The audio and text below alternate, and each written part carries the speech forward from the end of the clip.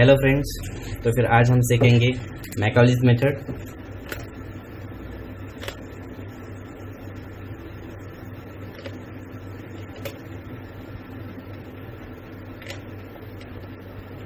इस मेथड को double integration method भी बोलते हैं, डबल इंटीग्रेशन मेथड। ठीक है, तो मैकॉलीज मेथड में हम लोग स्लोप और डिफ्लेक्शन फाइंड करते हैं एक बीम का। तो स्लोप और डिफ्लेक्शन तो आपको पता ही है, समझो ये बीम है। अगर इस पर मैं कुछ लोडिंग डालता हूँ तो ये डिफ्लेक्ट हो जाएंगी कुछ इस तरह से। ये जो टेंजेंट यहाँ पर बनाता है डिफ्लेक्टेड शेप पे, और उसका जो एंगल बनता है वही रहता है हमारा स्लोप। ठीक है, और ये जो डिफ्लेक्ट होते हैं अपने ओरिजिनल पोजीशन से नए पोजीशन पर, उसे बोलते हैं डिफ्लेक्शन डिस्टेंस। ठीक है, तो ये हमको फाइंड करना है मैकॉलीज मेथड से। बहुत ईजी है, इसमें थोड़ा हमको इंटीग्रेशन का नॉलेज रहना चाहिए। ठीक है, तो मैकॉलीज ने हमको एक इक्वेशन दिया है जो कि रहता है E I D square Y upon D X square is equal to bending moment. इसको लिख लो आप, बहुत ही इंपॉर्टेंट इक्वेशन है। तो यहाँ पर हम लोग देखेंगे ये जो ई आई है इसे बोलते हैं फ्लेक्सुरल रिजिडिटी।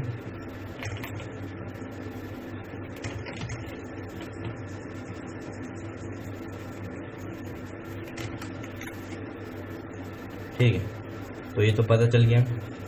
अब यहाँ पर देखेंगे तो डी वाई जो रहता है D Y by D X वही कुछ नहीं है, तो वही अपना स्लोप रहता है।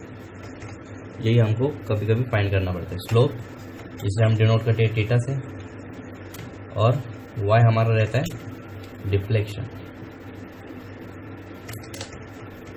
जिसे हम डिनोट करते हैं डेल्टा से या फिर y से। ठीक है, तो ये दोनों को हमको फाइंड करना रहता है इसके इक्वेशन के मदद से।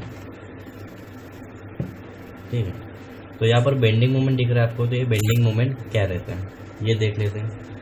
मान लो एक बीम है,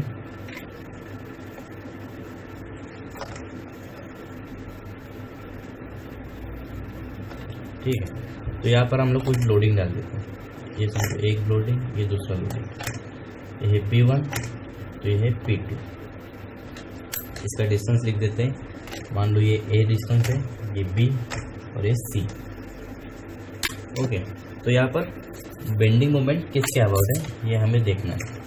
ठीक है, तो मैकॉलीज क्या बोलता है कि सेक्शन कहाँ पर लेना है, कौन से भी एक सपोर्ट के एकदम नज़दीक एक सेक्शन ले लो। तो मैं यहाँ पर भी ले सकता हूँ, यहाँ पर भी ले सकता हूँ। मोस्ट कॉमनली ये वाले सपोर्ट पे ज़्यादातर लिया जाता है। तो मैं यहाँ पर इसके एकदम पास कोई लोड नहीं रहना चाहिए सेक्शन और सपोर्ट के बीच में। तो यहाँ पर मैंने समझो यहाँ पर एक सेक्शन ले लिया। ठीक है, सेक्शन का नाम देता हूँ एक्स सेक्शन। ठीक है, तो ये एक्स सेक्शन का डिस्टेंस ये वाले सपोर्ट से कितना ही देख लेते हैं। मान लेते हैं एक्स है। ठीक है, ओके, तो ये लोडिंग की वजह से इस बीम पर दो रिएक्शन आने वाली है। ये तो है आर ए और ये रहेगा आर बी। ठीक है, इसकी वैल्यू कुछ भी रह सकती है। तो अभी बाकी लोड का डिस्टेंस इस सेक्शन से कितना है, P1 का डिस्टेंस कितना है, फिर टोटल x है, टोटल x माइनस ए, x माइनस ए। ठीक है, और ये डिस्टेंस, ये वाला लोड का डिस्टेंस कितना है, मान लो कि इतना डिस्टेंस b है। ठीक है, इतना डिस्टेंस b है। तो फिर इतना डिस्टेंस कितना हो जाएगा, total x minus B. Okay, तभी इस सेक्शन के अबाउट हम लोग मोमेंट लेते हैं। मोमेंट का साइन कन्वेंशन बहुत इजी है। अगर बीम को कोई इस तरह से डिफ्लेक्ट कर रहा है, यानी कि अगर इसका मिरर इमेज यहाँ पर बनाएंगे, उसका मिरर इमेज यहाँ पर बनाएंगे तो स्माइली फेस दिखने वाला ऐसा शेप रहेगा तो इसको हम लोग पॉजिटिव कंसिडर करेंगे। ठीक है, अगर इस बीम को कोई डाउनवर्ड पुल कर रहा है यानी ऐसा, और इसका मिरर इमेज यहाँ पर बनाएंगे तो सैड स्माइली फेस बनेगा, तो हम लोग उसको नेगेटिव कंसिडर करेंगे। ठीक है, ओके। तो इस सेक्शन से हम लोग मूवमेंट देखते हैं, तो ये वाला पार्ट हम लोग भूल जाते हैं। तो यहाँ से हम देखेंगे तो पहला फोर्स हमको देखेगा आर ए इंटू डिस्टेंस, और आर ए क्या कर रहा है, इसको स्माइली फेस पे कर रहा है, तो इसको पॉजिटिव लेंगे। Movement X X R A into distance है उसका बीच का एक्स। ठीक है, तो ये हो गया हमारा पहला पार्ट। फिर सेकेंड रोड देखेंगे तो P1 क्या कर रहा है, P1 इसको सैड कर रहा है, सैड यानी कि इस तरह से बेंड कर रहा है, तो इसको हम नेगेटिव लेंगे। नेगेटिव P1 इंटू उसका डिस्टेंस कितना है, x माइनस है, x माइनस ए। ये हो गया दूसरा पार्ट। फिर आएगा लोड P2, वो भी माइनस है क्योंकि वो भी इसको सैड फेज में कर रहा है बेंड, तो P2 into X minus B जो कि उसका डिस्टेंस है, बस और कोई लोड बचा नहीं। ये तीन लोटे आ रहे P1, तो ये हमारा मिल गया बेंडिंग मोमेंट। यही बेंडिंग मोमेंट यहाँ पर जाएगा और इसको हम लोग इस इक्वेशन को हम लोग सॉल्व करेंगे, तो हमको स्लोप भी मिलेगा और डिफ्लेक्शन के भी इक्वेशन मिलेगा। ठीक है, इतना हो गया।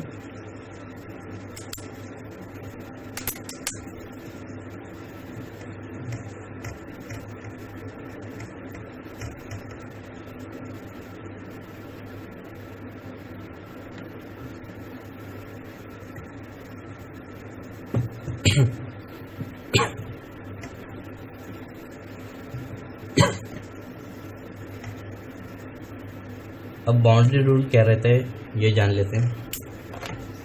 बाउंड्री कंडीशंस,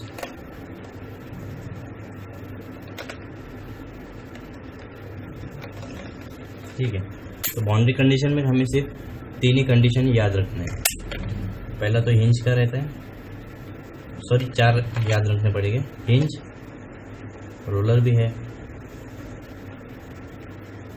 फिर एक फिक्स्ड और फ्री एंड, यानी कि एक फिक्स रहेगा तो ये जो फ्री एंड रहता है वो वाला।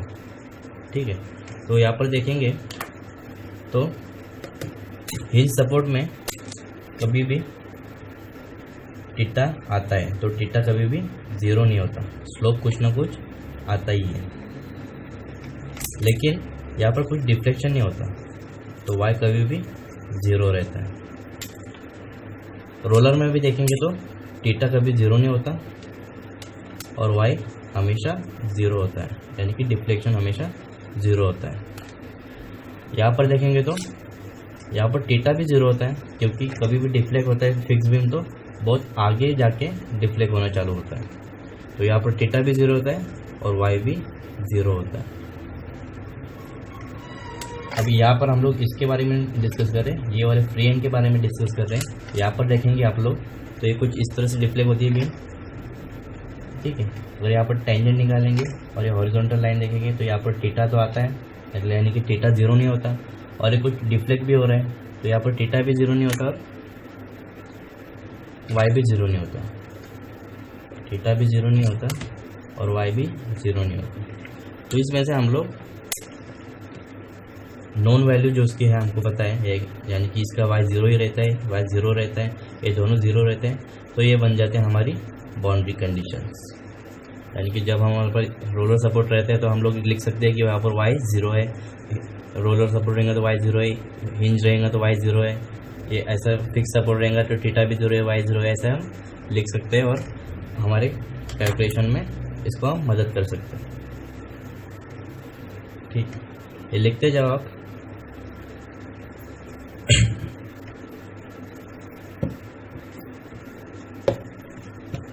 तो छोटा सा इंटीग्रेशन का भी रूल हमको एक याद रखना है। मेरे को पता है आपको ये आता रहेगा, फिर भी थोड़ा सा रिवीजन, इंटीग्रेशन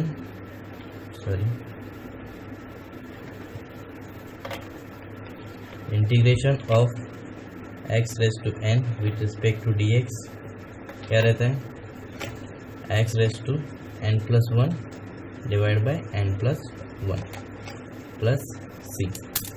ठीक है, दूसरा इंटीग्रेशन याद रखना है, इंटीग्रेशन ऑफ c यानी कि कांस्टेंट का इंटीग्रेशन रहता है c into x plus integration constant. तो खाली यही तो अपने को ज़्यादा से ज़्यादा आने वाले हैं, तो ये आना ही चाहिए आपको, इंटीग्रेशन के रूल। ठीक है, और स्लोप एंड डिफ्लेक्शन के बारे में तो आपको पता ही है कि सिंपली सपोर्टेड में स्लोप और डिफ्लेक्शन कैसा होता है।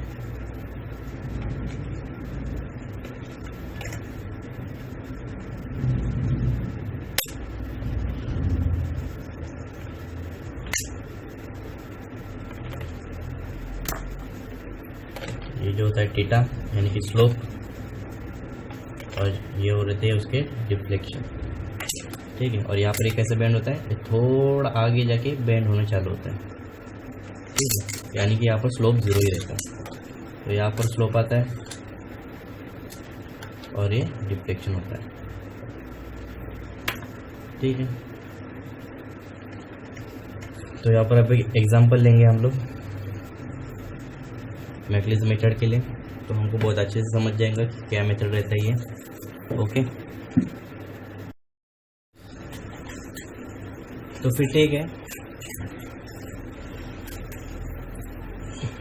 दिसंबर 2040 का क्वेश्चन सॉल्व करते हैं। Question number 6A। ठीक है, तो यहाँ पर हमको उन्होंने एक बीम दी हुई है।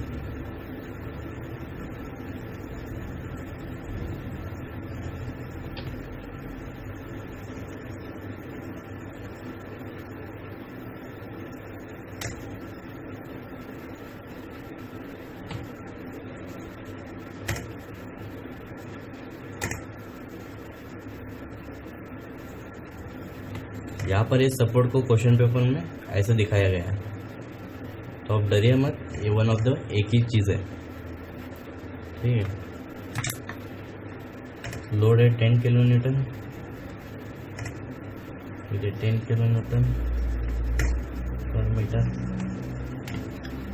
डिस्टेंस है 2 मीटर और ये 4 मीटर। ठीक है, पॉइंट को नाम देते हैं A, C, D, B।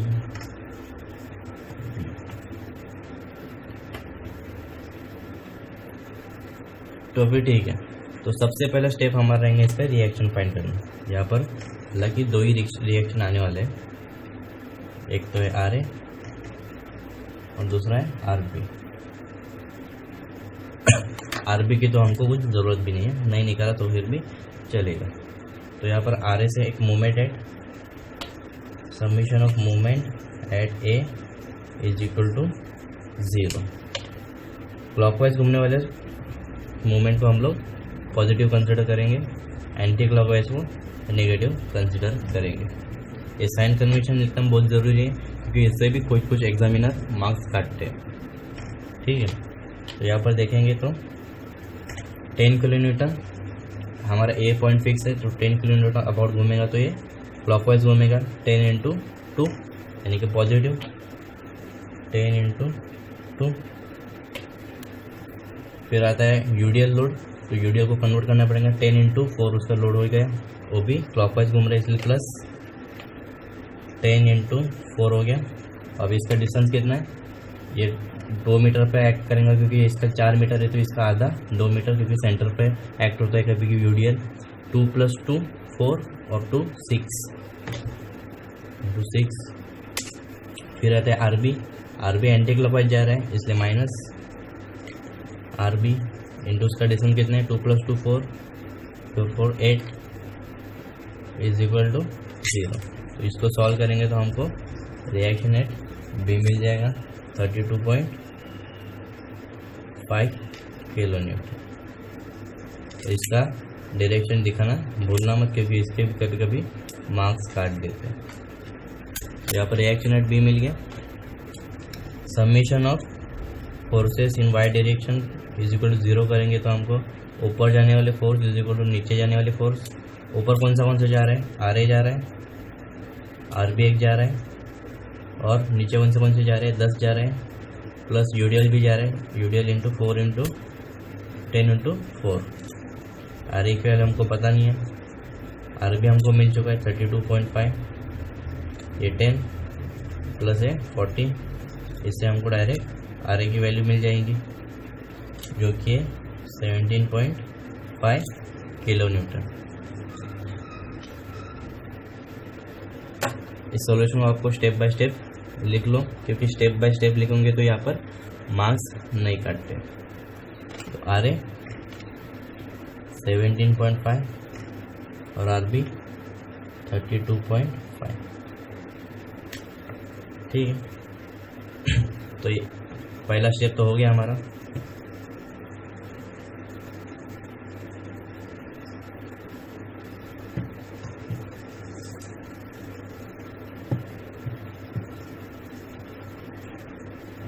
अब हम सेकेंड स्टेप पे आते हैं।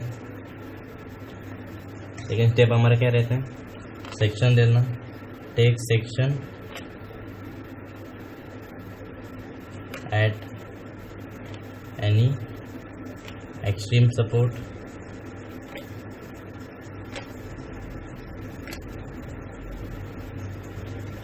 लेट्स से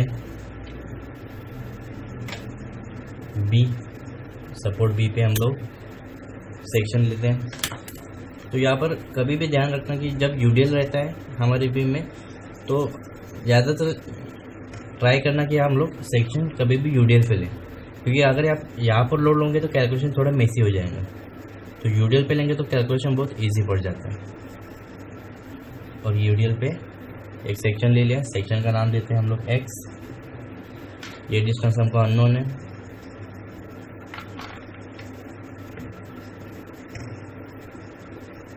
डिस्टेंस का है x। 10 किलो न्यूटन का डिस्टेंस कितना है, हो जाएगा x minus 2।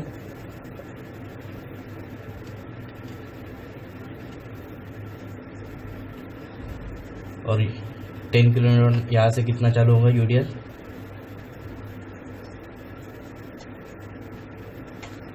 x minus 2 plus 2 4। तो अब यहाँ पर मूवमेंट ले लेते हैं। मूवमेंट क्या मिल जाएगा हमको, मूवमेंट एक्स एक्स यहाँ पर लेंगे तो क्या मिलेगा, तो पहला रिएक्शन रहेगा जो कि उसको स्माइल फेस में कन्वर्ट कर रहा है। तो आर ए कितना है हमारा 17.5, डिस्टेंस कितना है उसका x। ये हो गया पहला पार्ट। सेकेंड पार्ट देखेंगे जो कि 10 किलो न्यूटन का लोड जो उसको सैड स्माइली फेस में कन्वर्ट कर रहा है, यानी कि हॉगिंग हो रहा है, तो नेगेटिव जाएगा 10 और उसका डिस्टेंस कितना है x माइनस 2। ओके, फिर थर्ड पार्ट पे यहाँ पर जाएंगे, वो भी नेगेटिव है यूडीएल। तो यूडीएल की इंटेंसिटी कितनी रहेंगी, लोड इंटेंसिटी इनटू उसका डिस्टेंस कितना है x माइनस 4। कहाँ पर है कहूँगा, x माइनस 4 के बीचों बीच, यानी कि x माइनस 4/2। ठीक है, तो x माइनस 4 को हम लोग ऐसे भी लिख सकते हैं स्क्वायर बाय 2। ये 2 कैंसिल कर सकते हैं, इसको ये 5 हो जाएगा। ठीक है, जब हम लोग इसको बेंडिंग मोमेंट इक्वेशन मिल गया।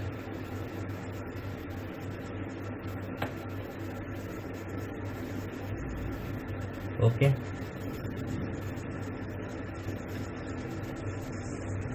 थर्ड स्टेप देखेंगे अभी।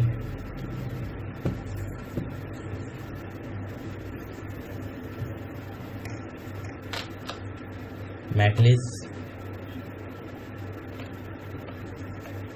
इक्वेशन क्या है हमारा equation, E I into D square Y upon D X is equal to moment, यानी कि is equal to E I D square Y upon D X is equal to moment कितना मिला था हमको। अभी इसका कुछ यूज़ नहीं है हमारा, इसको रब कर सकते हैं।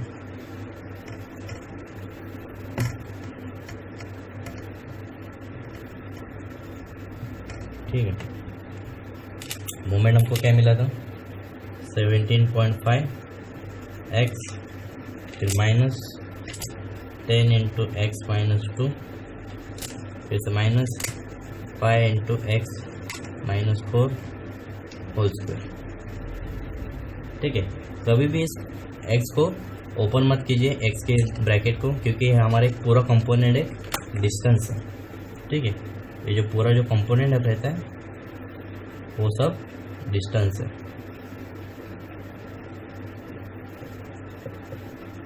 ये डिस्टेंस है, इसको कभी भी ओपन नहीं करते इस ब्रैकेट को। ठीक है, इसको अभी इंटीग्रेट करते हैं बोथ साइड। स्टेटमेंट लिख दो यहाँ पर, integrating both side with respect to X, we get क्या मिलेगा, यहाँ पर से एक स्क्वायर हट जाएगा, ई आई तो D Y by D X. तो याद आ रहा है D Y by D X हमारा क्या रहता है, D Y by D X हमारा स्लोप है। तो यहाँ पर हम लोग अभी स्लोप की इक्वेशन बनने वाली है। तो इसका इंटीग्रेशन करेंगे तो क्या मिलेगा 17.5 एज इट इज, एक्स है तो x square divide by 2 minus 10 X minus 2 square by 2 minus 5 x minus 4, यहाँ पर स्क्वायर था इसलिए क्यूब डिवाइड बाय 3। ओके, तो यह हमारा इक्वेशन एक बन गया है, स्लोप इक्वेशन। अभी इतना याद रखो। अभी यहाँ पर एक देखो, यहाँ पर हम लोग इंटीग्रेशन किया है, इसलिए यहाँ पर एक इंटीग्रेशन कांस्टेंट भी ऐड करना पड़ेगा।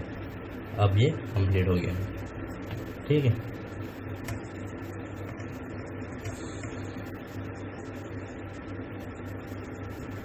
अब इसको वापस से इंटीग्रेट करेंगे। फिर से वो स्टेटमेंट लिख दो यहाँ पर, integrating both side with respect to X we get. तो यहाँ पर ई आई इंटू, अभी ए वाला डी भी हट जाएगा तो यहाँ पर रहेगा खाली वाई। अभी इसका फिर से इंटीग्रेशन निकालना है, 17.5 एक्स का हो जाएगा क्यूब, नीचे ऑलरेडी 2 है, क्यूब का 3 इधर आ जाएगा, माइनस 10 एक्स माइनस 2, अब यहाँ पर 2 है, यहाँ पर क्यूब हो जाएगा, ऑलरेडी नीचे 2 है, इंटू 3 माइनस 5 एक्स माइनस 4, यहाँ पर क्यूब है तो यहाँ पर 4 हो जाएगा, डिवाइड बाय 3 ऑलरेडी है तो यहाँ पर 4 ऐड हो जाएगा, इंटू हो जाएगा, प्लस कांस्टेंट का integration x c1 into x, तो ठीक से लिख लो c1 इंटू एक्स, और नया कांस्टेंट फिर से इंटीग्रेशन किया जाए और एक कांस्टेंट ऐड हो जाएगा c2। तो अभी ये खाली y है, यानी कि डिफ्लेक्शन का इक्वेशन हम लोग यहाँ पर बना लिया है। ठीक है, ये लिखते जाओ।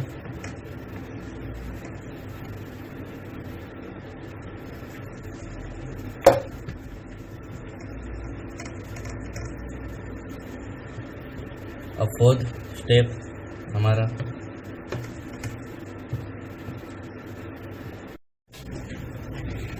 अभी हमारी फोर्थ स्टेप हम देखेंगे यहाँ पर, जो कि रहती है बाउंड्री कंडीशन अप्लाई करना। बाउंड्री कंडीशंस, अभी हमारी बीम कैसी थी, कुछ इस तरह से बीम थी हमारी। ठीक है, यहाँ पर हमारा सेक्शन था, दिमाग में रखो ये बीम।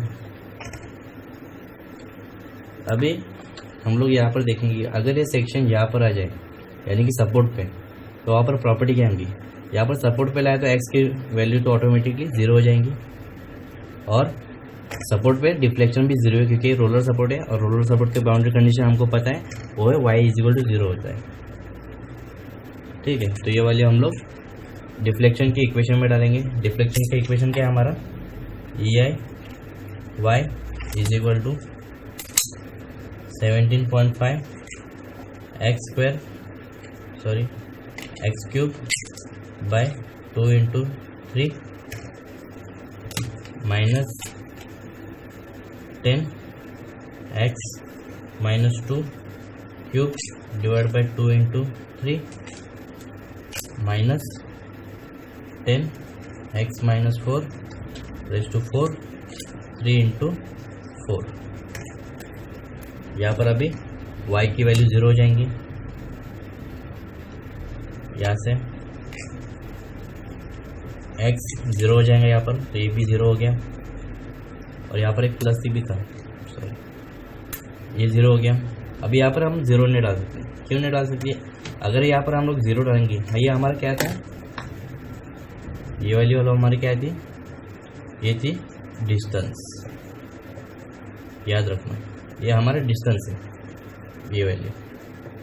ठीक है, अगर हम यहाँ पर x की वैल्यू 0 डालेंगे तो 0 माइनस 2 रहता है -2, और डिस्टेंस कभी भी माइनस नहीं होता, तो ये वाली टर्म हम लोग निगलेक्ट करेंगे। ठीक है, तो यहाँ पर देंगे तो यहाँ पर भी 0 डालेंगे तो यहाँ पर माइनस की वैल्यू आती है, तो ये भी वैल्यू हम लोग निगलेक्ट करेंगे, तो ये भी 0 होंगी plus C1 into x plus C2, तो C1 की वैल्यू भी 0 हो जाएंगे, बचेगा तो खाली C2, तो डायरेक्टली हम लोग लिख सकते हैं C2 इज इक्वल टू 0। ठीक है, हमेशा C2 कभी भी 0 ही आता है। अगर आप टाइम प्रेशर में हो तो घाई में आप डायरेक्टली भी लिख सकते हैं कि C2 इज इक्वल टू 0, क्योंकि कभी भी ये 0 ही आता है, अभी तक तो मैंने देखा। एक बाउंड्री कंडीशन हो गई है, नेक्स्ट सपोर्ट पे देखेंगे तो क्या मिलेगा हमको कि x की वैल्यू अभी कितना हो जाएगा, यहाँ पर पूरा लेंथ कितना था हमारा 8 मीटर, तो यहाँ पर x की वैल्यू हो जाती है 8 मीटर, और वहाँ पर डिफ्लेक्शन 0 है। हमारा इक्वेशन क्या था, EI into y 17.5 x cube 2 into 3 minus 10 x minus 2 cube 2 into 3 minus 10 x minus 4 raise to 4 divide by 3 into 4। इस तरह से इक्वेशन थी, इसमें अभी वैल्यू डालेंगे, ये तो 0 हो जाएगा वापस। ठीक है, यहाँ पर आएगा 17.5 इंटू एक्स कितना 8 क्यूब 2 इंटू 3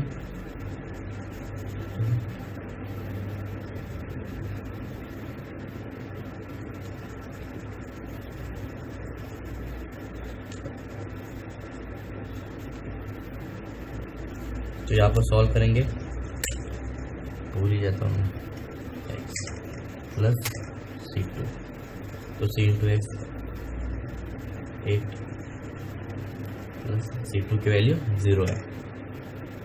इसको सॉल्व करेंगे तो 0 is equal to,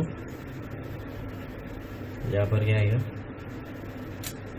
1493.33 minus 360 minus 106.67 plus 8 C1।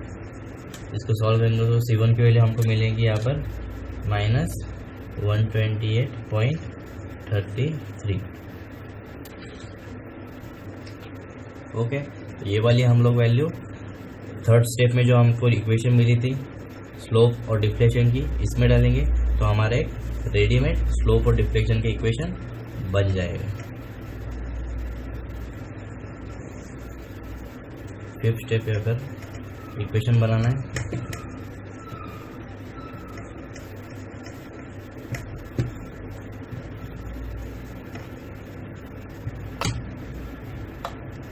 Slope and deflection equation full form लिख दो आप। ठीक है।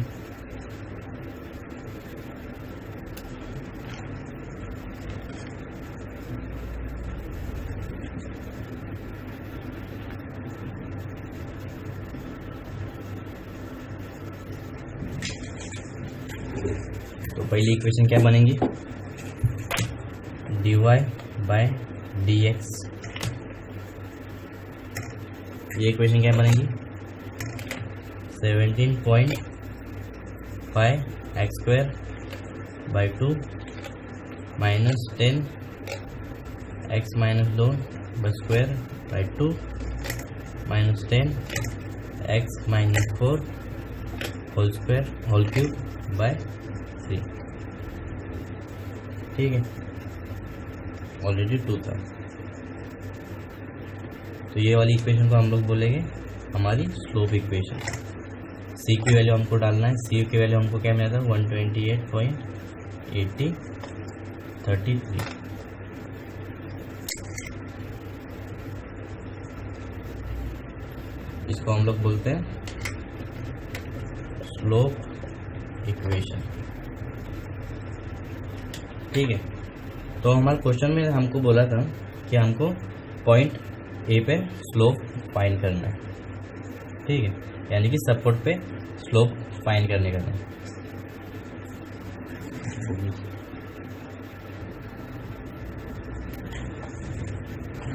तो हमको उस क्वेश्चन में बोला था कि सपोर्ट ए पे फाइंड करने के लिए, तो सपोर्ट ए पे एट सपोर्ट ए एक्स की वैल्यू बन जाती है 0। ठीक है, तो वहाँ पर हमको स्लोप फाइंड करने के लिए, तो स्लोप का इक्वेशन हमारे सामने पड़ा है। तो E I into D Y by D X is equal to, यहाँ पर 0 हो जाएगा, तो पहला तो वैल्यू 0 होने वाला है, फिर माइनस, यहाँ पर हम लोग 0 डाल नहीं सकते क्योंकि डिस्टेंस कभी भी माइनस में नहीं जा सकता। यहाँ पर भी वही है, ये भी निकले हो जाएगा, ये भी 0 हो जाएगी, बचता क्या है 128.33। ठीक है, तो D Y by D X कितना हो जाता है, D Y by D X यानी कि होता है स्लोप, तो कितना हो जाता है -128.33 डिवाइड बाई ई आई। इसका यूनिट क्या है, रेडियन। तो ये हमने फाइंड कर दिया है स्लोप एट सपोर्ट ए का। उसी तरह से हमको उन्होंने पूछा है सपोर्ट बी का फाइंड करने के लिए। सपोर्ट बी पे कितना हो जाता है, एक्स की वैल्यू हो जाती है 8, तो 8 की वैल्यू यहाँ पर डालेंगे, E I into D Y by D X 17.5 X square यानी कि H square divide by 2 minus 10 8 minus 2 whole square divide by 2 10 X minus 4 X यानी कि 8 cube divide by 2 into 3 minus 128.33। तो फिर यहाँ पर D Y by D X कितना मिल जाएगा हमको मिलता है 224.5 ई आई। तो इसकी यूनिट है रेडियन।